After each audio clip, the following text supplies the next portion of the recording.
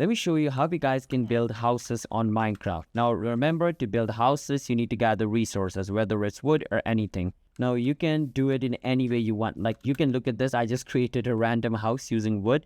So basically a house is when you place woods or something like, whatever materials. Let's say I want to make it with diamond. I can choose diamond. Now I'm in creative mode, but if you're not in creative mode, remember you have to collect each of this resource. Then you can just create a base like this, create 4 blocks here, 4 blocks here, 4 blocks here, and place a box here.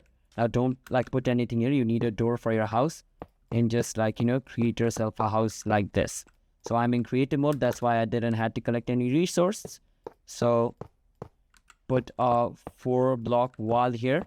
So just like this, 1, 2, 3, another one. I want the ceiling high, but remember you can make the ceiling low as well. But this is the most basic house in Minecraft, like this. Bang, put it here. Now you just need to search for a door like this. Once you have a door, place it. Then you can open the door and go inside it and place a bed.